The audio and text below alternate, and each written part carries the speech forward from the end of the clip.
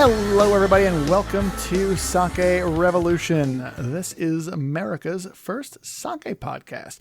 I'm your host, John Puma from the Sake Notes, the administrator over at the Internet Sake Discord, and the old-fashioned sake nerd. And I am your host, Timothy Sullivan. I am a sake samurai, sake educator, as well as the founder of the Urban Sake website. And every week, John and I will be here tasting and also chatting about all things sake and doing our best to make it fun and easy to understand. Hello, Tim. How are you doing today? I'm doing good. Excellent. I'm very happy because we got some listener mail. This time we have a request. Yes.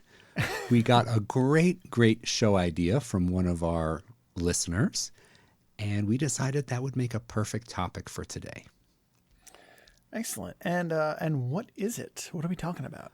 Well, we are going to be talking about a style of sake known as Taru sake, T-A-R-U. Taru sake. Yeah. Now, if memory serves, Taru sake is cedar cask matured sake, right? Yeah, that's right. I guess the show's over now? Well, thank you very much, everybody. Now we have an email address at... Wow, that was an easy one. So yes, the basic is, yes, Taru sake is sake that's aged in a cedar cask, right? That's right. That's it? That's it. That's the Cliff But Note version. there's going to be more to it than that. I hope. Please tell me there's more to it than that, Tim. Yes, there is. There is a region of Japan that specializes in Taru sake, and that's because they have a special forest where a special type of Japanese sugi or Japanese cedar tree is grown. And I looked up all different types of details and information about this cedar and about the barrels that they use to age Taru sake for the most traditional breweries that do this. So there is a lot to dive in on. And the brand we're going to be tasting today is called Yoshino Sugi. And the brewery is Choryo. Yeah. But the Yoshino Sugi is the important part. Yoshino is the name of the forest where these special cedar trees grow. And this is like the Yamada Nishiki of Japanese cedar. All right. Now cedar is like a kind of a big deal, like in the history of sake, though, right? Yes, for hundreds of years, cedar was used to make the fermentation tanks and also the shipping barrels. So they would use cedar for just about everything. So for a long time, I think all sake by default was Taru sake because it was brewed in cedar and it was shipped in cedar. That all shifted in the early 20th century when enamel-lined steel came into use for fermentation tanks. And also bottles began being used instead of barrels for shipping. So you're saying that steel and glass ruined the party for Taru? Yes.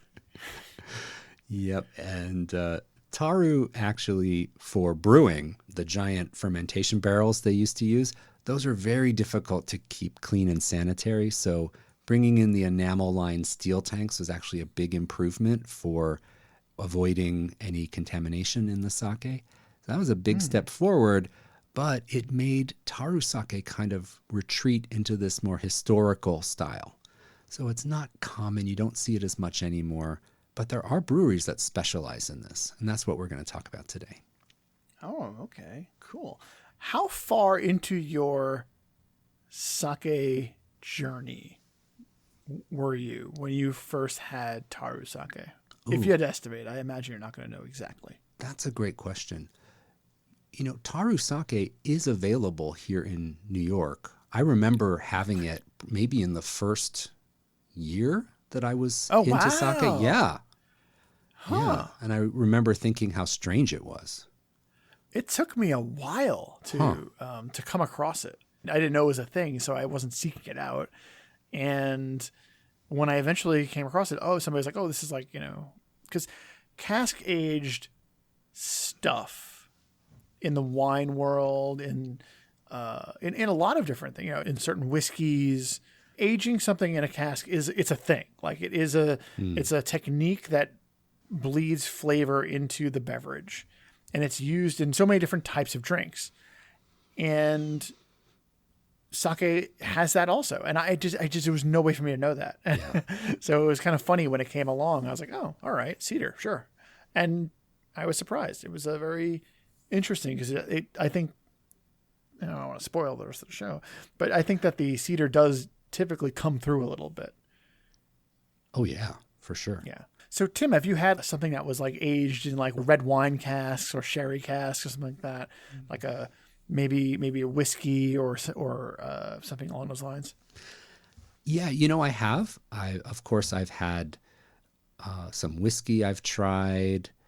I've had wine that has oak on it. The oak aging of wine is quite a common flavor. And what other types of barrel aging do we have?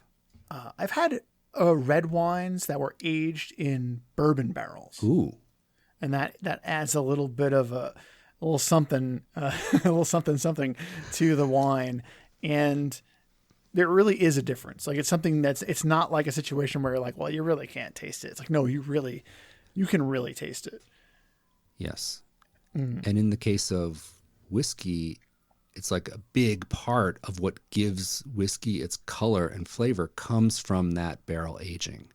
And one interesting contrast with this Taru aged sake, people may think it sits in there for years and comes out super dark in color. But generally, Taru sake ages from 2 to 3 weeks in a cedar barrel. I mean, I guess that makes a certain amount of sense, because those things are so strong about imparting flavor on the beverage that I think that if you left it in there longer, you'd have it would become distracting. Yes. Yes. And when the wood from the Yoshino forest, this special type of cedar, when it's cut, it is very fragrant, lots of oils in the wood. And when those barrels are fresh, they impart a lot of flavor very quickly into the sake. So I think they try to treat it with a more gentle hand so that it doesn't get to that overpowering place. Okay. Yeah, and the sake that we're tasting today, I read that the barrels that they make them in-house. So the brewery not only makes the sake, but they have craftsmen on staff that build these barrels out of freshly cut Yoshino cedar. And they reuse the barrels only up to 3 times. And then they get discarded, recycled. So the wood that they're aging in is really quite fresh and impactful for the sake. And you mentioned that this Yoshino cedar is considered premium. It's considered special. Mm-hmm. Is there a specific part that they're utilizing for this, or is it just the whole thing? Well, I think I forgot to mention that this is in Nara Prefecture. So the Yoshino forest is actually the first man-made forested area in Japan. So these trees were planted on purpose and grown in an area. So this is the first place in Japan where they did active man-made forestation. And they've been maintaining this forest for about 500 years. So this goes back very far in history, and it's one of the first kind of cultivated forests that they had in Japan. And they planted the trees very close together, and that makes the trees grow up tall and skinny. And they did that so that there would be fewer knots and blemishes on the tree. When you let the tree go very wide and big and fat, it can have more knots and imperfections in the wood. So the Yoshino cedar trees tend to be very tall and very skinny. And there's a red center to the tree right at the very core, kind of comes out red. And the wood gets whiter as you move towards the edge. And they found the perfect place in the tree to cut the staves for the barrels is just outside that red area. They call that the Kotsuki section. If you did a cross section of the tree, right where the color shifts from red to a whiter color, that area has been deemed the most precious and the most desirable for making these cedar barrels. Oh, so it's a specific forest, specific trees from a planned, cultivated forest, yes. And then specific parts of those specific trees. Yes. This is sounding more Japanese by the way. One of the coolest things when I was reading about these barrels is that they are put together with no nails, no adhesives of any kind. It is tension holding. How? Well, they make strips of bamboo and they weave them together like a wreath. And then those are what in the Western world we would have like metal rings on the outside of a barrel. They use these woven bamboo circles. And then the staves are all around in a circle. And then they wedge in a bottom and they wedge on a top. And it's all cut so precisely that not one drop of sake leaks through any of these edges. And it's all precision cutting, and it just blows your mind that it's just held together with wood and bamboo, and that's it. My mind is blown, and this is dark magic that you're describing to me. Like, how do you? I don't. Number one, I don't think I can make a barrel with adhesives and a metal ring. But much less, not being allowed to use those things. I think if you put me on a desert island and was like, okay, we'll let you off the island if you can construct a barrel out of this taru, and then we'll give you some bamboo. I'd be like, you know what? I'm just gonna get comfortable on the island. I'll ask them if I can have a partially deflated volleyball and adopt it, and I'm just gonna decide that's my new place. That's impressive. That's very impressive, Tim. Yeah, it's amazing. And the craftsmen that make these barrels, it's kind of a disappearing art too, unfortunately. So hopefully they'll train some more people and get some younger people involved in this barrel making. But it's a true look back in history. Like, this used to be the default way to ship sake, was make these barrels out of wood and, ship the sake. And they discovered the time it takes to age. They used to ship the barrels from Nara overland to Osaka, and then using a boat, they would load up the boat with these barrels, and then they would sail the boat up the coast to Tokyo, formerly called Edo. And those days of being on the water and the barrels getting rocked back and forth and soaking in all this taru flavor, this became a very desirable byproduct of the shipping. So that's how taru kind of grew in popularity when it started to reach the major population centers like Tokyo. So that taru seeping into it wasn't the intent? It was a happy byproduct of the trip? That's my understanding. That's kind of cool. Yeah. Like, it was a material they could use to ship in that they felt added to the flavor. And that was something that we're going to experience in just a minute here. Really excited. Yeah. And speaking of experiencing it, we do, of course, have a taru sake with us today that we're going to taste and we're going to talk about. And is the Choryu Yoshino sugi, obviously Yoshino being the forest, sugi being the cedar, no taru sake. So the taru sake of Yoshino sugi. It's Choryu shuzo. The seimai buai on this, the rice, is milled down to 70%. Don't have information about exactly what rice they're using. The alcohol percentage is 15.5. The acidity is 1.2. And that sake meter value, that measure of dryness to sweetness, is 0. So it has the same gravity as water. I want to mention one other thing about this brewery, Choryu. Now, we talked about a lot of breweries in the past that are 300 years old, 400 years old. This one, they started bottling Taru sake in 1964. Wait, what? Yeah. This is like a baby brewery. This is like just started in the 60s. So yeah, shocking, right? I was fully expecting you to tell me that like this brewery started that forest 500 years ago. That's what I was getting ready for the mic drop on. But no, 1960. I was not expecting 1960 anything. Yeah. No, I gotta keep you on your toes. I am on my toes, Tim. So the founder is Teiichi Ida, and he started in the bottling business and became a lover of Taru sake. And in 1964, he started bottling Taru in glass bottles. So according to their website, this is one of the first Taru sakes to be shipped in a glass bottle versus shipped in a traditional cedar barrel.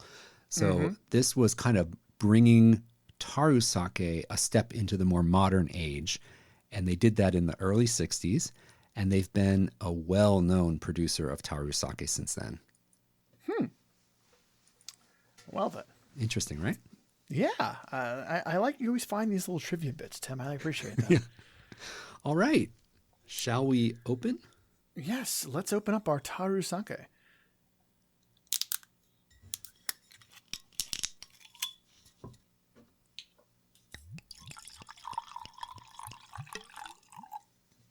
So, this sake is astonishingly clear.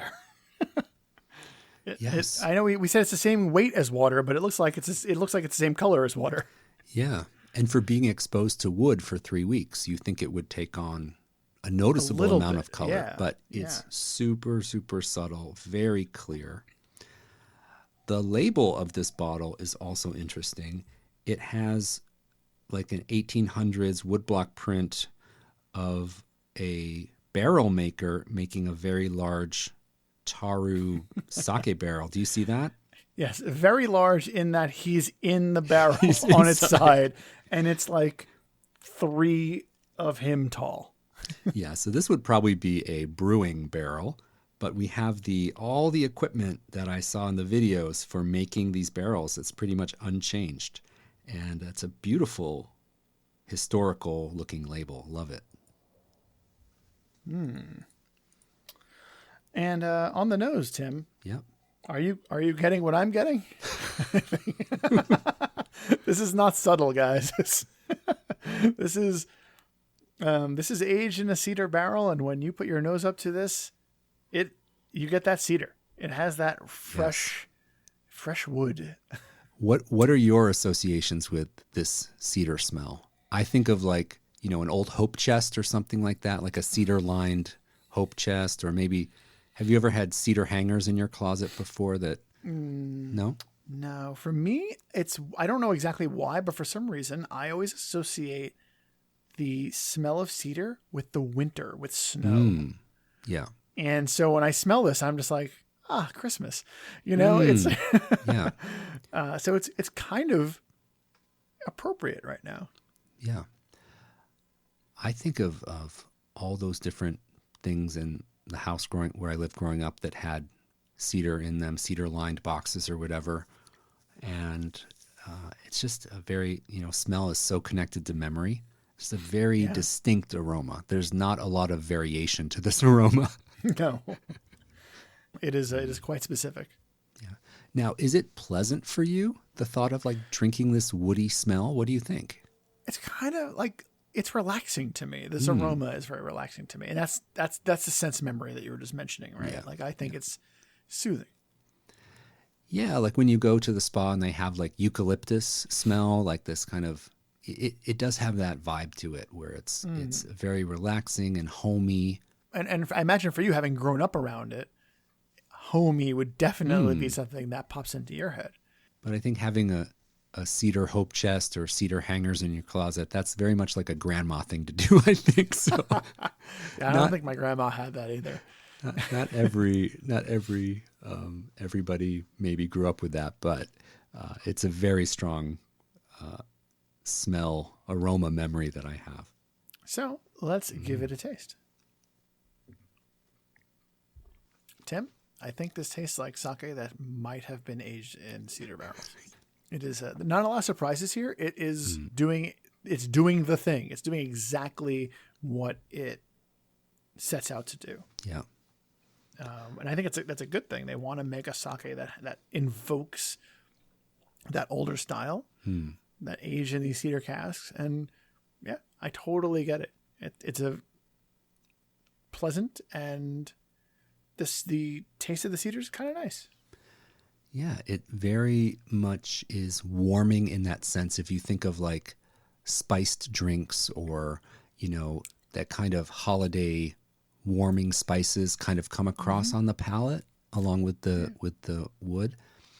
And it definitely gives a warming impression when you sip on it. And this is a sake we could also warm up quite well. I was just going to say that this would be a really nice thing, especially in the holidays, I think. Warm up a little bit of this.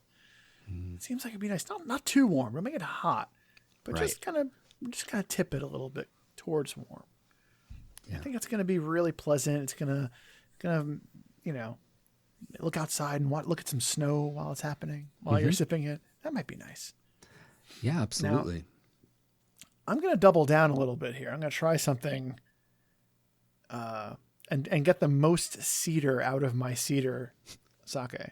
So I have a wooden... Oh. Yes, I have a cedar masu that I actually acquired in Japan. Okay. So explain for our listeners what a masu is for those who might not know. So in time long ago, a masu was a cup for measuring rice. And so one masu is one go. That's the measurement of this cup of rice. And they are made out of cedar. And later on they became utilized as sake drinking vessels. And to this day, a lot of places will still use the rectangular wooden, or now more commonly plastic box as part of the sake serving experience. Sometimes they'll put a cup in it and they'll pour sake into the cup. It'll overflow into the masu. Occasionally, you'll just have a masu of sake. Very rarely these days, I think. But this one I have here is actually made of cedar. Mm-hmm. It smells very, very cedary. Mm-hmm. And they're square. They are square. So how do you drink out of a square cup? You drink out of the corner, Tim. Oh, okay. Yeah, that's what I do at least. Okay. I've seen people successfully drink out of the side, but I don't have that kind of skill. I don't have that kind of dexterity. No, that is a high wire act I do not want to try. Yeah. So I'm going to pour a little bit of the Taru sake into the Taru masu. Excellent. All right. And if for some reason you thought the Taru sake did not capture the aroma enough, let me tell you that putting it back in its home, it really it doubles up, because the cup by itself really has a pleasant cedar aroma to it. And then you put this in here and it is just, the two of them are like, it's exponential how much more cedar aroma you get out of it. And that's really, really nice. And then when I taste it, it's just really adding that much more cedar to the experience. That sugi power is all over this tasting. And I do really think even more now, when I have it this way, that this is something I'd want to warm up a touch and see what happens. And again, as you pointed out, very seasonably appropriate. I think this just makes me think of the winter time and the holidays. It's really it's nice. And I think that if you want to try Taru sake, if you're into the idea and you want to check it out, by all means, try it in a glass also. But if you have access to a wooden masu, try it once. It's going to be a very interesting, and it's going to bring a little bit more depth out of the sake. It's going to bring a little something special out of it. I couldn't agree more. I think that's a great way to experience Taru is to drink it out of a fresh Japanese cedar masu cup. Mm-hmm. It really is authentic. That's an authentic way to enjoy Taru for sure. Mm-hmm. The finish is actually a lot cleaner for some reason. Probably because you're just getting so much cedar at the front that comparatively speaking, it drops off and it becomes this really light sake. Yeah, but it's nice. It's really interesting. And we've talked before about that the vessel you drink out of will influence the sake a little bit. Mm-hmm. And this is a very specific vessel for a very specific sake. Absolutely. And I wanted to mention one food pairing that goes with Taru. Ooh, I have one home run, surefire food pairing to pair with Taru. I'm ready. It is cedar plank salmon. Have you ever had that? I have not, but I really like salmon. Yes. And this sounds intriguing. Yes. So you take a wooden plank of cedar and you spritz it with water, and then that goes onto a grill, and then you put the salmon onto the wood, and the aromas from the wood very gently infuse into the salmon. Cedar plank salmon is I think a pretty well-known way to prepare salmon with a bit of a woodsy aroma to it. It's delicious. Anyway, pairing that with this sake is a home run. It is so good.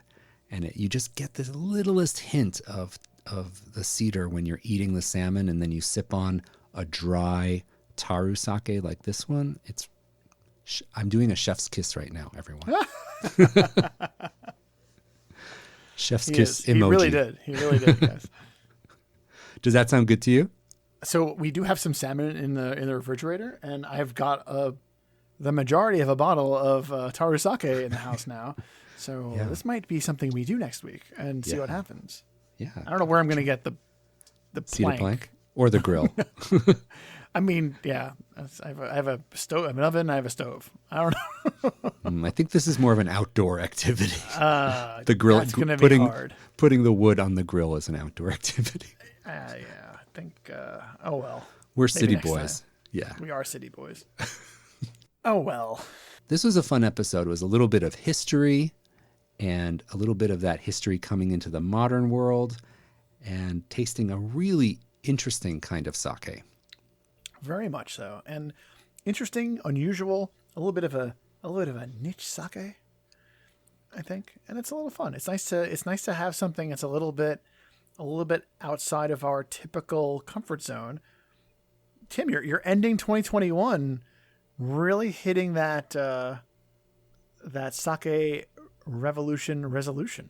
Yes, this is definitely outside of my comfort zone, but really interesting and really good. And the shocker of all of this, who would have thought that the brewery making this most historical sake is from 1964? Just, I can't get over that. What's old is new again. Yes, exactly. Oh, wow. And now old again. Now old again. Yeah. All right. Well, I think that is a wrap for episode Taru. And if you're out there listening and Taru sake sounded exciting to you, seek it out and go get a bottle for yourself. We think you will enjoy this historical style of sake. John, fabulous to taste with you as always. Mm-hmm. And I want to thank our listeners as well for tuning in. We really do hope that you're enjoying our show. Now, if you would like to show your support for Sake Revolution, one of the best ways to support us now would be to back us on Patreon. We have a whole community, and we are a listener-supported show. All the contributions we receive through Patreon go to the costs of producing, editing, and getting this show on the airwaves every week. Yeah, be sure to check out our Patreon page over at patreon.com/Sake Revolution if you would like to become a patron. And if you would not like to become a patron, you are supporting us anyway, just by listening. We really do appreciate that. Get the word out. Tell your friends. Tell the family dog. Tell the family. get them all to subscribe, especially the dog, and then have them review it on their podcast platform of choice. It really, really does make a huge difference about getting our show into new ears.